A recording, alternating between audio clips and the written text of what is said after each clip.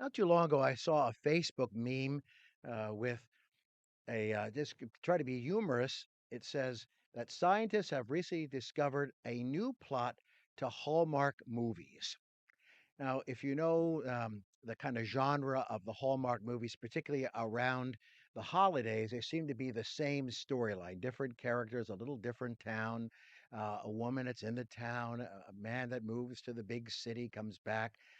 They meet each other and live happily ever after. So, now if today's text, which Debbie read for us, sounds somewhat familiar, it's because it's a very similar storyline to last week's text from Daniel chapter 3. And here's some of the elements from that.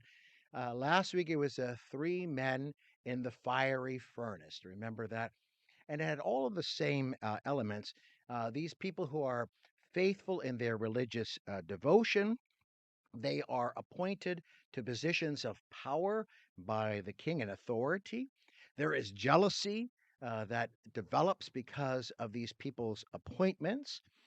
There is an attempt to take them out, to have them somehow killed, a plot, so to speak. And then at the very end, it's tied up with this proclamation and a promotion, so to speak. It ends happily ever after. So, chapter 3 and chapter 6 of Daniel sound very, very similar. Well, today is the last in our 4 week series on the book of Daniel, the prophet Daniel. And the reason that we chose this, as you may remember, is because that was a theme for Vacation Bible School this past week. Is we looked at the book of Daniel on all 5 nights. And if you look at your sermon title for today, I want you to respond. So when you are thankful, God is God is with you. When you are thankful, God is with you. We learned a lot over the past several weeks. This is, as I said, the fourth and final in this series. The first week, Pastor Joanne gave us an introduction to the prophet. The second week, Pastor Mike talked about Daniel being the interpreter of dreams for the king. Last week, the story of the fiery furnace, Shadrach, Meshach, and Abednego. And today we conclude our series with Daniel in the lion's den. There are going to be three biblical lessons, that important lessons I think this text can instruct us in, and I'll talk about each of those as we move forward. But first of all, I want to introduce this character, Darius, because we all remember in the past it was King Nebuchadnezzar. And now, as we open up this chapter, we find the king is now Darius. King Nebuchadnezzar has ended his reign, and his son takes over. And at the end of chapter 5, also a very well known chapter where there is handwriting on the wall. We probably use that phrase, you've seen the handwriting on the wall, which means you know what's coming. That phrase comes from Daniel chapter 5. And so the son of Nebuchadnezzar is killed, and King Darius takes over at age 63. He's appointed over the province of Babylon, and he decides to set up governors, some translations say princes, to oversee various regions. But it's a lot of work for to oversee the work of 120 regions. So he appoints three additional officials to be able to oversee the work of those 120 governors. He finds that, and one of those is Daniel.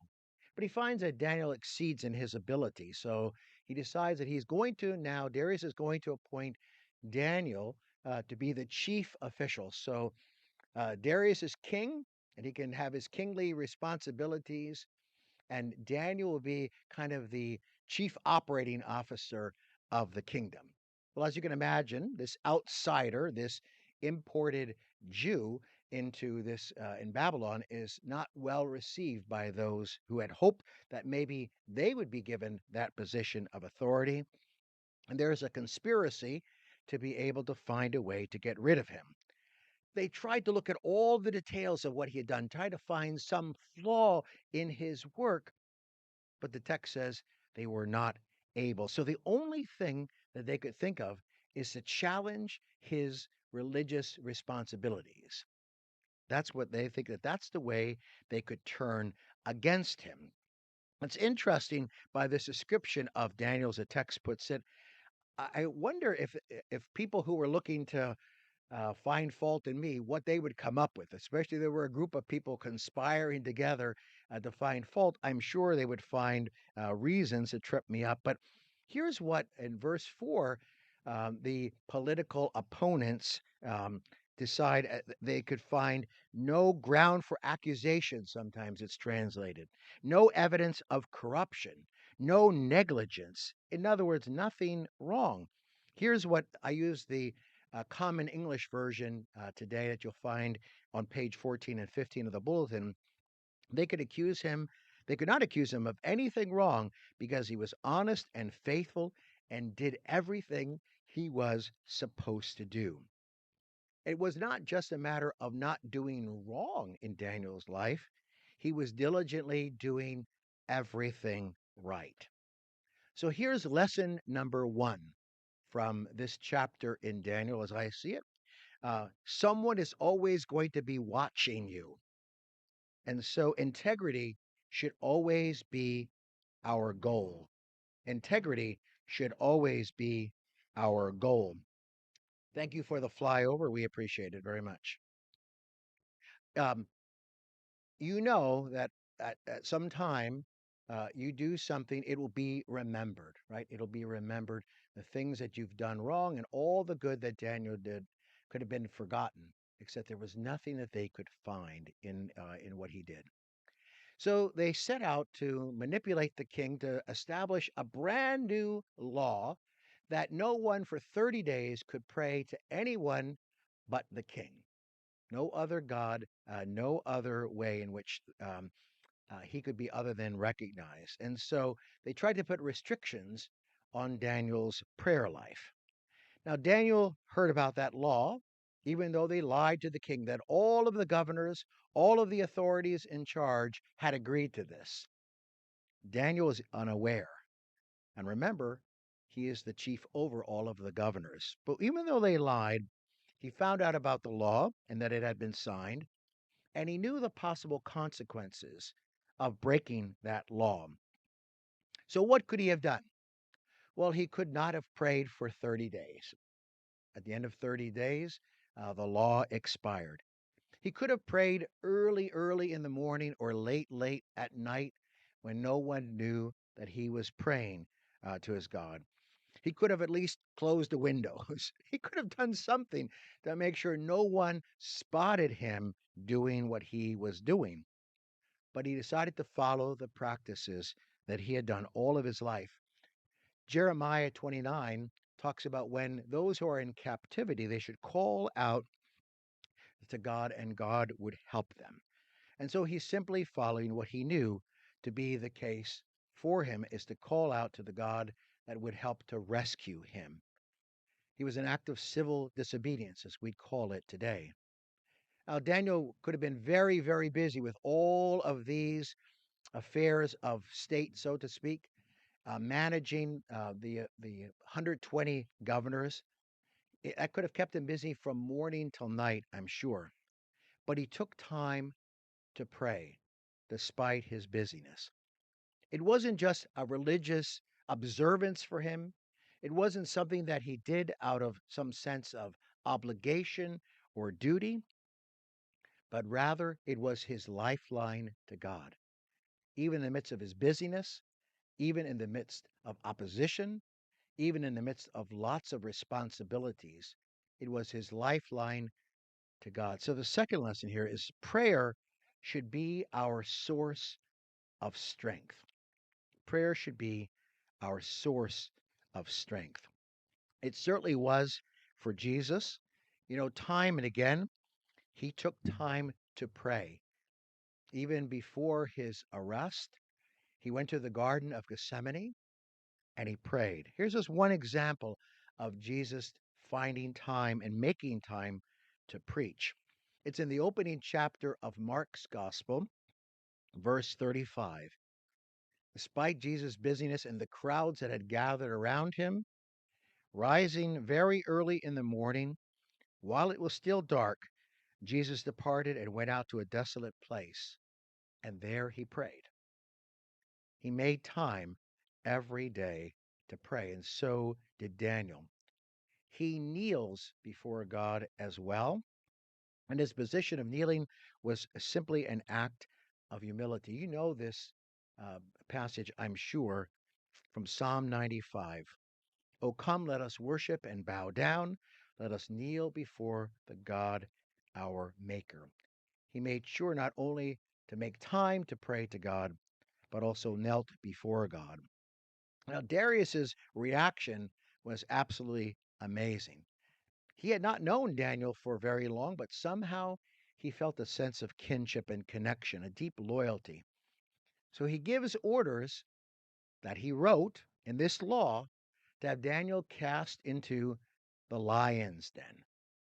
But he also has confidence that the God of Daniel, the God that Darius does not yet know or worship, would somehow protect Daniel from those fierce lions and would rescue him. Of all the ways to die, I think being burned in the fiery furnace or being cast into a den of lions would be very low on my list. I would not want either of those ways of dying. It's why it's so kind of it shakes me up, and especially when we hear what happens to those who had conspired against Daniel. Those men, and their whole families were torn apart by the lions. Now, some of you will be old enough to remember Siegfried and Roy. Anyone hear of them? There was a CNN original on Sirius XM on the radio station the other day about them. They both came from Germany and met on a cruise ship, and for many, many years had a show with lions and tigers and other big cats. It was magic or illusion at the Mirage in Las Vegas on the Strip. Um, again, the thing that most of us would be most fearful of, and that is going into a cage with big animals, and especially with lions, the king of the beast. They did very, very smoothly and very well to the awe of capacity crowds night after night after night. It all changed on October the 3rd of the year 2003 when a tiger attacked a Roy Horn, one of the duo, bit him in the neck, created a great deal of blood loss, a stroke that effectively ended that show at the Mirage, but it also ended their storied career as well. A very frightening thing, but it's what the Bible puts down as one of the greatest threats to us. Even in 1 Peter 5:8, we find, be controlled and alert. Your enemy, the devil, prowls around like a roaring lion, looking for someone to devour. Daniel had no choice but to be cast into the lion's den. Interesting enough, King Darius doesn't sleep well that night. He's wondering about what will happen to Daniel. At the first light, he hurries to the lion's den. He calls out to Daniel even before the stone is rolled away. And I'm sure that he expressed his overwhelming gratitude when he hears the voice of Daniel. God had sent a lion to protect Daniel from, an angel protect Daniel from the mouth of the lion. Now, the ending phrase in Daniel 6:23 makes it clear about Daniel's choice and why he did what he did. It wasn't out of duty, it was out of trust. He trusted God to do what God had always done, and that is to protect him. He trusted God, and that is evidence of a life that is surrendered to God, not based in our own abilities, our own strength, our own wisdom, but in the overwhelming grace and goodness of God.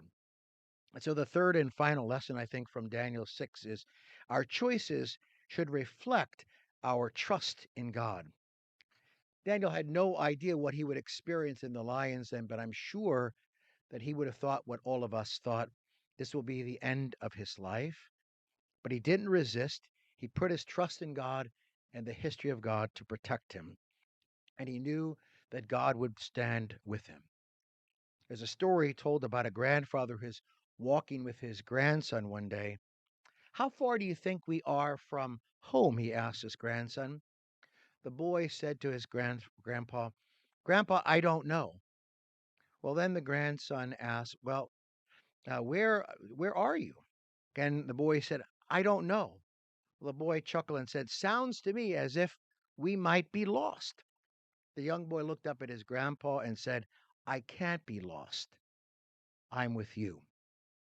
I think that's a wonderful image for our journey and our relationship with God.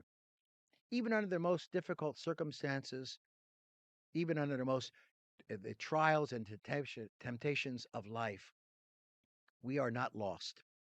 We will not be afraid, for God is with us. Daniel chose character over comfort. He chose discipline over disorder. He chose his love for God over his life without God. Like Daniel, life will be a journey for each and every one of us of ups and downs, of good times and challenges. But the biblical truth and the evidence is all across our lives is that no matter when, God is with us. So when others ask you, I want to take these three life lessons and ask you some questions that I ask that you would reflect about in your own heart and about your own life.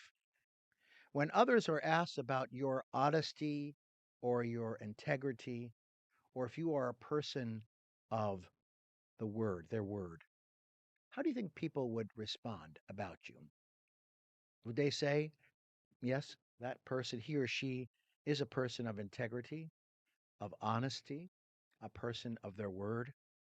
Yesterday, I did a graveside service at Resurrection Cemetery, and the daughter, Diane, had given me some words to share about her father, whose life we were there to celebrate.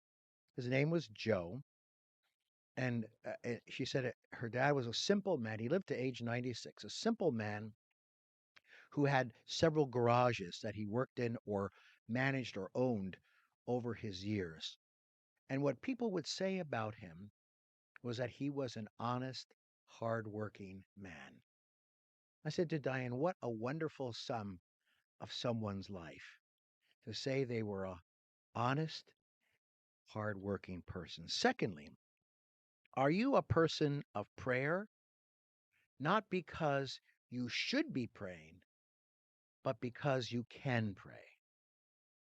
Are you utilizing your prayer life, your access to God? We don't need a separate intercessor.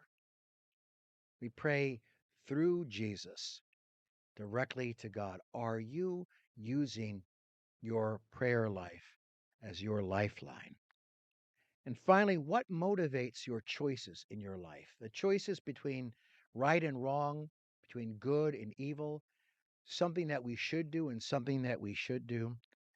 Is there evidence in your life of your courage and your faithfulness because of your actions and your trust in God's grace and God's goodness?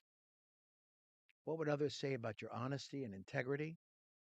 Are you a person of prayer? And finally, what motivates your choices? As we close, I want to share the words to a Christian song by Jordan St. Cyr called Fires. And we could have used this last Sunday, but I'm going to use it today. Just some of the words from this beautiful Christian song. I remember how you told me that life may not be easy, and everything I need, you've already given to me. I remember how you told me I can trust you completely. So why am I doubting when you proved that you'd fight for me? You've walked me through fires, you've pulled me from flames. And if you're with me in this, I won't be afraid. When the smoke billows higher, oh, and higher, and it feels like I could barely breathe, I'll walk through these fires because you're walking with me. I'm changed by your mercy. I've covered by your peace. I'm living out the victory. Doesn't mean I won't feel the heat. I can face anything because you're here with me. I can do all things because you strengthen me. I'll walk through these fires because you're walking with me. Wherever you go, my friends, wherever life takes you, know that God is already there.